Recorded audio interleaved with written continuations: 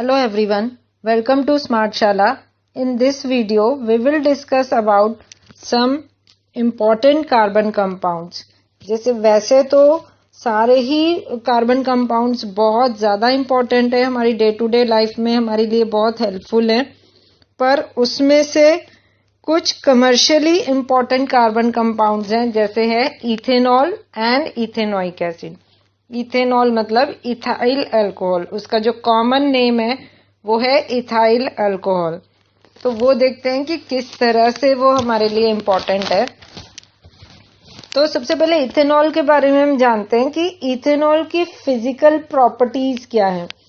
Physical properties हैं ethanol की कि वो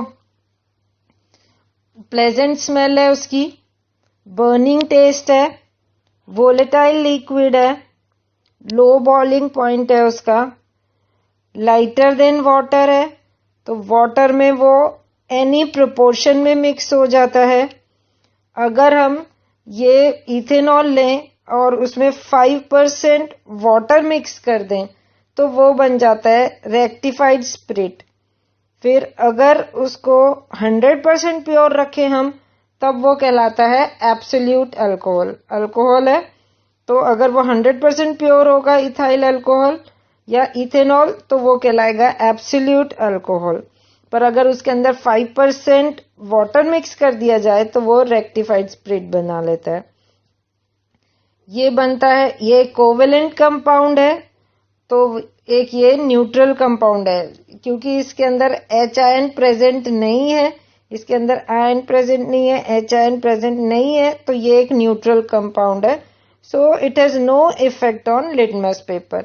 अगर न्यूट्रल है, ना एसिडिक है, ना अल्कलीन है, तो ये इसका लिटमस पेपर पर इसका कोई असर नहीं होता. उसके बाद हम देखेंगे इसकी केमिकल प्रॉपर्टीज इथेनॉल की. तो सबसे पहले केमिकल प्रॉपर्टीज में हम देखते हैं इसका कंबशन. कंबशन मतलब बर्निंग. वैसे तो सारे ऑर्गेनिक कंपाउंड्स जो हैं वो इजीली रैपिडली रिएक्ट करते हैं ऑक्सीजन के साथ. तो ऑक्सीजन के साथ रिएक्शन करना इज कॉल्ड कंबशन या बर्निंग. वैसे तो सारे कार्बन कंपाउंड्स बहुत इजीली ऑक्सीजन के साथ बहुत रैपिडली रिएक्ट होते हैं. तो उसमें से हम बात कर रहे हैं यहाँ पर chemical properties of ethanol. Ethanol यानी कि इथाइल अल्कोहल. तो अगर हम उसके केमिकल प्रॉपर्टीज की बात कर रहे हैं C2H5OH, उसकी केमिकल प्रॉपर्टीज देख रहे हैं. तो अगर हम C2H5OH को ऑक्सीजन के साथ बर्निंग कराते हैं, कंबशन कराते हैं, तो वो बहुत जल्दी से रिएक्ट होके ब्रेक डाउन हो जाता है in carbon dioxide, water, heat and light. उसमें से बहुत ज्यादा अमाउंट में हीट रिलीज होती है. तो इसीलिए इसको यूज करते हैं एज अ फ्यूल. कई कंट्रीज हैं, ब्राजील वगैरह कंट्रीज हैं, वो पेट्रोल के साथ इथेनॉल मिक्स करके यूज करते हैं as a fuel. Ethanol burning के भी, क्योंकि वो बहुत क्लियर फ्लेम के साथ बर्न करता है और बहुत ज्यादा हीट देता है, तो ये और बर्निंग पर्पस के लिए और फ्यूल के लिए भी यूज होता है. तो हम इसको कैसे प्रिपेयर करते हैं, इसकी बर्निंग कैसे कराते हैं, हम वो देखते हैं. तो अगर हम इथेनॉल लें लार्ज स्केल पे, जैसे स्मॉल स्केल इथेनॉल एक क्लीन फ्यूल है और वो हार्मलेस प्रोडक्ट है. वो क्योंकि कार्बन डाइऑक्साइड, वाटर वेपर, ऐसे छोटी मोटी चीजें ही उसमें से निकलती है, मतलब बहुत हार्मफुल गैसेस या पॉइजनस सब्सटेंसेस नहीं निकलते इसके बर्निंग के बाद, कंबशन के बाद. तो कई देशों में या वैसे इसको फ्यूल की तरह यूज करना लोग करते हैं, पेट्रोल के साथ मिक्स कर देते हैं या और फ्यूल की तरह इसको यूज कर लेते हैं. तो इसको प्रोड्यूस कैसे किया जाता है, लार्ज स्केल पे इसको प्रोड्यूस करते हैं शुगर केन क्रॉप से. शुगर केन में से, गन्ने में से, जब हमको पता है शुगर केन है तो उसमें से शुगर निकलती है. तो जब गन्ने में से, शुगर केन में से अगर शुगर बना ली जाती है, उसमें से, उसके जूस में से, शुगर केन जूस से जब शुगर बन जाती है आफ्टर क्रिस्टलाइजेशन, तो फिर भी जो उसके अंदर काफी शुगर रह जाती है, उस केन जूस एक थिक डार्क ब्राउन लिक्विड बन जाता है जो कहलाता है मोलेसिस। जब शुगर केन जूस को क्रिस्टलाइज करते हैं और उसमें से शुगर निकाल लेते हैं तो लास्ट में उसके अंदर एक डेंस गाढ़ा सा थिक सा फ्लूइड बच जाता है डार्क कलर का, जो कहलाता है मोलेसिस। जब इस मोलेसिस का फर्मेंटेशन कराते हैं, फर्मेंटेशन यानी उसके ऊपर कुछ एंजाइम्स छोड़ते हैं और उस एंजाइम्स से उसका फर्मेंटेशन होता है, तब उससे बनता है इथेनॉल। यानी शुगर केन जूस में से जब सारी शुगर निकल ली जाती है, उसमें फिर भी कुछ अमाउंट ऑफ शुगर रह जाती है, 30% ऑफ शुगर उसमें रह जाती है, तो तब वो बन जाता है डार्क कलर का एक थिक सा लिक्विड बन जाता है जो कहलाता है मोलेसिस। इस मोलेसिस का जब फर्मेंटेशन होता है तो उसमें से मिल जाता है हमें इथेनॉल। तो ये इथेनॉल क्योंकि फ्यूल की तरह यूज होता है और बहुत सारे कंट्रीज में डायरेक्ट भी यूज करते हैं और कुछ कंट्रीज में पेट्रोल के साथ मिक्स करके यूज करते हैं। नेक्स्ट है ऑक्सीडेशन। बट ऑक्सीडेशन के पहले हम देखेंगे इसके अंदर कि एक चीज हम समझेंगे कि alkaline KMnO4 and acidified potassium dichromate, acidified K2Cr2O7, वो हम क्यों देखेंगे? क्योंकि ऑक्सीडाइजिंग एजेंट्स हैं, वो स्ट्रॉन्ग ऑक्सीडाइजिंग एजेंट्स हैं। तो हम ऑक्सीडेशन की बात कर रहे हैं तो हम सबसे पहले अल्कलाइन KMnO4 क्या होता है? इट इज पोटेशियम परमैंगनेट जिसके अंदर NaOH मिक्स करा जाता है। NaOH is a base, it's an alkali. तो अगर KMnO4 में NaOH मिक्स कर देते हैं तो वो बन जाता है अल्कलाइन KMnO4। इसी तरह पोटेशियम डाइक्रोमेट K2Cr2O7 में अगर सल्फ्यूरिक एसिड मिक्स कर दिया जाए, H2SO4 मिक्स कर दिया जाए, तो वो बन जाता है एसिडिफाइड K2Cr2O7। ये दोनों स्ट्रॉन्ग ऑक्सीडाइजिंग एजेंट्स हैं। तो अगर इथाइल अल्कोहल है, इथेनॉल है, उसको नेसेंट ऑक्सीजन के साथ मिक्स किया जाए। नेसेंट ऑक्सीजन मतलब single oxygen atom is called nascent oxygen. तो अगर इथाइल अल्कोहल को नेसेंट ऑक्सीजन के साथ मिक्स कराया जाए इन प्रेजेंस ऑफ अल्कलाइन KMnO4 और इन प्रेजेंस ऑफ एसिडिफाइड K2Cr2O7 और उसको हीट किया जाए, या तो अल्कलाइन KMnO4 लिया जाए या एसिडिफाइड K2Cr2O7 पोटेशियम डाइक्रोमेट लिया जाए और उसको हीट किया जाए अल्कोहल को नेसेंट ऑक्सीजन के साथ, तो वो देता है इथेनोइक एसिड। इथेनोइक एसिड देता है वो।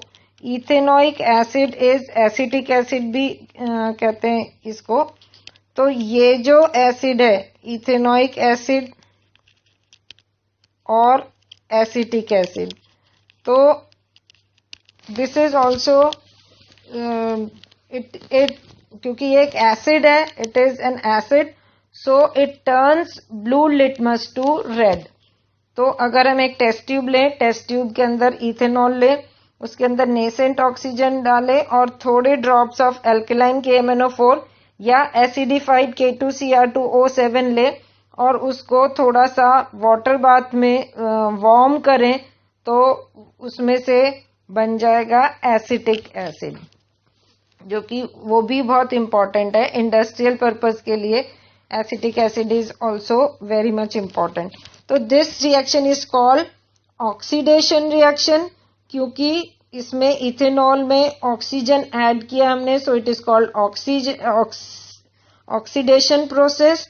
और alkaline KMnO4 and acidified K2Cr2O7 हम इसको इन दोनों को लेंगे, इसमें इनकी प्रेजेंस में कराएंगे ये oxidation reaction, because they are strong oxidising agents.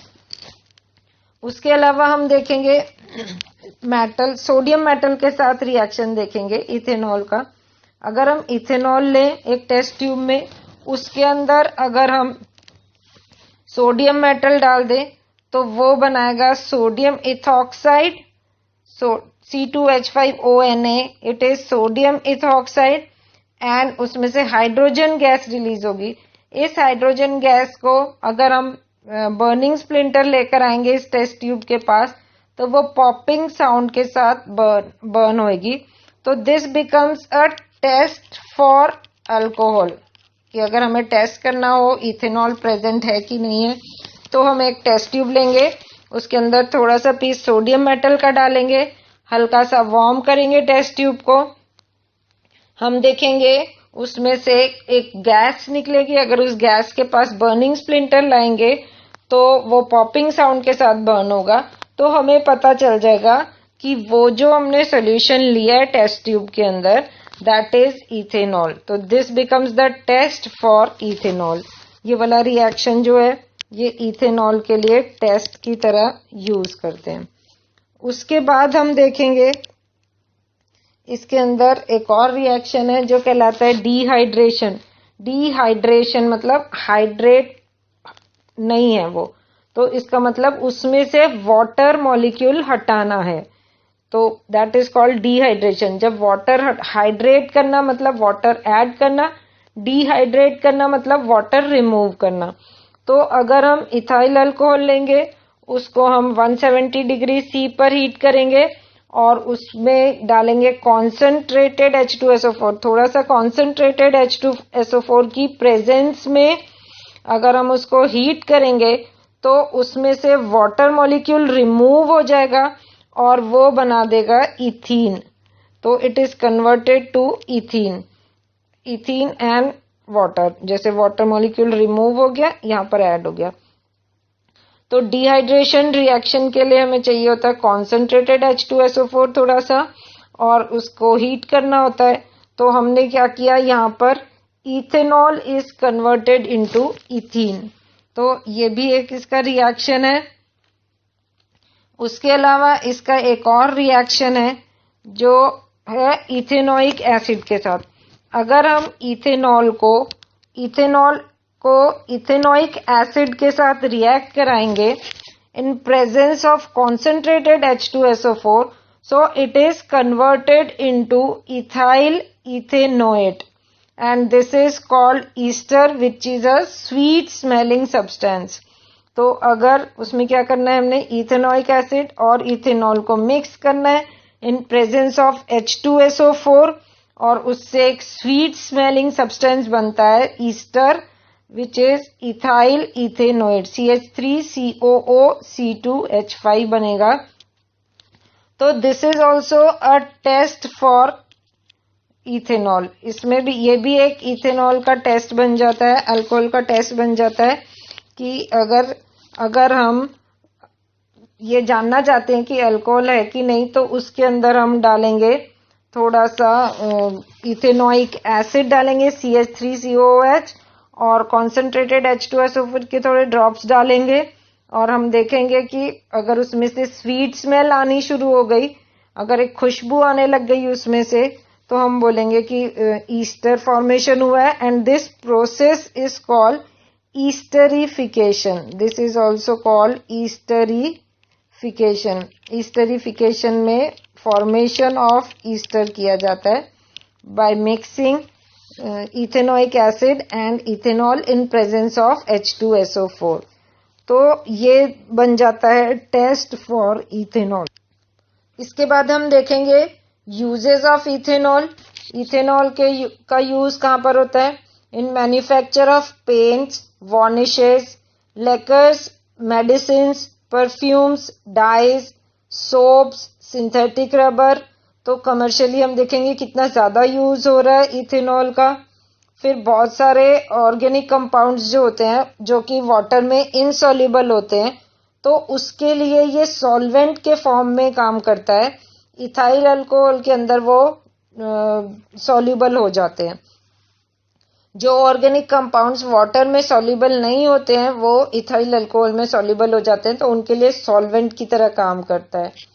फिर गुड सॉल्वेंट है, तो इसकी वजह से कुछ मेडिसिन्स का ये सोल्यूशन बनाता है, जैसे कि टिंचर आयोडीन, कफ सिरप और बहुत सारे टॉनिक्स हैं, उसका ये सोल्यूशन बनाने में हेल्प करता है इथेनॉल, क्योंकि ये गुड सॉल्वेंट है। फिर क्योंकि ये बहुत अच्छा फ्यूल है, क्योंकि वो बर्निंग में बहुत सारी अमाउंट ऑफ हीट देता है, तो it is used as a fuel for cars along with petrol. उसके अलावा बहुत सारे अल्कोहलिक ड्रिंक्स हैं, जैसे विस्की, वाइन, बियर, लिकर्स, इन सबको बनाने में इथेनॉल काम आता है। उन सब में 35% इथाइल अल्कोहल होता है। विस्की में होता है 35% इथाइल अल्कोहल, वाइन में होता है 10 to 20% इथाइल अल्कोहल, बियर में होता है 6% ऑफ इथाइल अल्कोहल। उसके अलावा एंटीसेप्टिक्स, कुछ स्टरलाइजर्स बनाने में काम आता है। वुंड्स को, जैसे चोट लगती है उसको स्टरलाइज करने में, या बहुत सारे हॉस्पिटल के इक्विपमेंट्स होते हैं उनको ये स्टरलाइज करने में काम आता है। तो यूजेस के साथ साथ इथाइल अल्कोहल के कुछ हार्मफुल इफेक्ट्स भी हैं। जैसे अगर ड्रिंकिंग पर्पस में ये लिया जाए तो वो जैसे कि ये शराब वगैरह है, विस्की, वाइन, बियर, ये सारे जो ड्रिंक्स हैं, अगर वो यूज किया जाए तो it slows down the activity of nervous system. लोगों की सोचने की ताकत खत्म हो जाती है और कुछ भी वो गलत काम कर सकते हैं। उससे वो इनहिबिशंस को लो कर देता है, जिसकी वजह से लोग क्वारलसम हो जाते हैं, लड़ाई झगड़ा करते हैं, और वो हमारे बॉडी के बहुत सारे सिस्टम्स को भी खराब करता है। तो ड्रिंकिंग पर्पस में भी वो काम आता है। तो इसके लिए, जैसे कि कमर्शियल यूज इतना ज्यादा है अल्कोहल का, तो उस कमर्शियल यूज के लिए जो अल्कोहल होता है वो उसको ड्यूटी फ्री कर दिया जाता है। जो गवर्नमेंट है वो इथाइल अल्कोहल को कमर्शियली बहुत ज्यादा यूज हो रहा है, इसलिए उसको ड्यूटी फ्री कर देते हैं। पर उसको ड्यूटी फ्री होने की वजह से उसका मिसयूज हो सकता है, इसीलिए उसको, जो कमर्शियल पर्पस का अल्कोहल है, उसको डीनेचर्ड कर दिया जाता है। Denatured alcohol is that ethyl alcohol which is made unfit for drinking by adding poisonous substances। उसके अंदर मीथेनॉल, पायरिडीन, कॉपर सल्फेट, ऐसे हार्मफुल सब्सटेंसेस मिक्स करके उसको अनफिट कर देते हैं ड्रिंकिंग के लिए। तो that's all for today. Keep watching the channel and subscribe my channel to get the latest updates, latest videos के बारे में आपको पता चलेगा। Thanks and goodbye. More important compound of carbon is ethanoic acid. It is also called acetic acid. Its formula is CH3COOH. It is the second member of the homologous series carboxylic acids. So first of all हम देखेंगे physical properties. Physical properties में ये है colorless liquid होता है, sour taste होता है, और विनेगर जैसी इसकी स्मेल होती है। उसके बाद अगर ये प्योर फॉर्म में है, अगर एसिटिक एसिड प्योर फॉर्म में है और अगर हम इसको कूल डाउन करें, इसको फ्रीज करें, तो ये एक कलरलेस आइस जैसा स्ट्रक्चर बनाता है, एक आइस जैसी सॉलिड बनाता है कलरलेस, जो कि ग्लेशियर जैसी दिखती है। तभी इसे ग्लेशियल एसिटिक एसिड भी कहा जाता है। इसको, जो हमारा इथेनोइक एसिड है, उसको ग्लेशियल एसिटिक एसिड इसीलिए कहा जाता है क्योंकि ये जब इसको फ्रीज करते हैं तो ये आइस जैसा स्ट्रक्चर देता है, जो कि ग्लेशियर जैसा दिखता है। उसके बाद ये मिसिबल इन वाटर है इन ऑल प्रोपोर्शन। ये वाटर में जितना मर्जी इसको ऐड करो, ज्यादा या कम, ये बहुत इजीली मिसिबल है। उसके बाद क्योंकि ये एसिड है, ये एक इथेनोइक एसिड है, एसिटिक एसिड है, तो ये ब्लू लिटमस पेपर को टर्न करता है इनटू रेड। तो ये हुई इसकी फिजिकल प्रॉपर्टीज। देन उसकी केमिकल प्रॉपर्टीज में, जैसे अभी हमने देखा कि ये ब्लू लिटमस को रेड में कन्वर्ट करता है, तो इसका जो पीएच है वो अगर यूनिवर्सल इंडिकेटर पेपर पे अगर इसको टेस्ट किया जाए तो उसका पीएच आता है 4। तो 4 pH जो है वो वीक एसिड का होता है। So it is a weak acid, इसीलिए इसे हम फूड में काम लाते हैं, इसको खाने के काम में लाते हैं, इसको खाया जाता है। उसके बाद अगर हम इसके रिएक्शंस देखें, कुछ केमिकल प्रॉपर्टीज देखें कि हम देखते हैं कि ये कैसे अदर कंपाउंड्स के साथ रिएक्ट करता है। तो सबसे पहले हम CH3COOH को रिएक्ट कराएंगे कार्बोनेट्स के साथ। अगर सपोज हम इसको सोडियम कार्बोनेट के साथ यहाँ पर रिएक्ट करा रहे हैं, CH3COOH को सोडियम कार्बोनेट के साथ अगर हम रिएक्ट कराते हैं तो वो बनाता है CH3COONA, जो कि कहलाता है सोडियम इथेनोएट। ये बनाता है sodium ethanoate, carbon dioxide and water. उसके अलावा सोडियम हाइड्रोजन कार्बोनेट अगर लें तो भी यही रिएक्शन होगा, यानी कि यहाँ पर हम ले रहे हैं अपना एसिटिक एसिड, इथेनोइक एसिड, उसको हम ऐड कर रहे हैं विद सोडियम हाइड्रोजन कार्बोनेट या सोडियम बाइकार्बोनेट भी बोल सकते हैं। अगर उसके साथ इसको रिएक्ट कराएंगे तब भी ये बनाएगा सोडियम इथेनोएट। तो ये sodium ethanoate plus carbon dioxide plus water इसमें भी फॉर्म होंगे, तो ये बन जाता है टेस्ट फॉर इथेनोइक एसिड। अगर हमें कोई लिक्विड टेस्ट करना है कि वो इथेनोइक एसिड है कि नहीं, तो हम क्या करेंगे, उसको सोडियम हाइड्रोजन कार्बोनेट के साथ मिक्स करेंगे और उसके अंदर से एफर्वेसेंस निकलते हैं कार्बन डाइऑक्साइड के, बहुत तेजी से उसके अंदर से कार्बन डाइऑक्साइड गैस निकलती है। तो अगर हम उसको टेस्ट करना चाहें तो हम बर्निंग स्प्लिंटर से उसको टेस्ट करते हैं कि अगर एसिटिक एसिड में सोडियम हाइड्रोजन कार्बोनेट डालने पर बहुत तेजी से कोई गैस निकल रही है, तो अगर हम उसके नजदीक में बर्निंग स्प्लिंटर लाएंगे, यस, उसके पास अगर हम लाइम वाटर लाएंगे तो वो लाइम वाटर को मिल्की में कन्वर्ट कर देगी। तो ये बन जाता है टेस्ट फॉर इथेनोइक एसिड। उसके अलावा अगर हम देखें सोडियम हाइड्रोक्साइड के साथ, किसी एल्कली के साथ, because it is an acid, तो इसको एक एल्कली के साथ रिएक्ट कराते हैं सोडियम हाइड्रोक्साइड के साथ।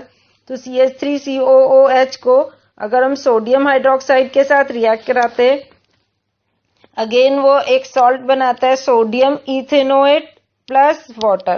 तो ये हो जाता है acid plus base give salt plus water. तो अगर इसको किसी अल्कली से मिक्स कराएंगे तो वो सोडियम इथेनोएट वाला सॉल्ट देगा एंड वाटर देगा।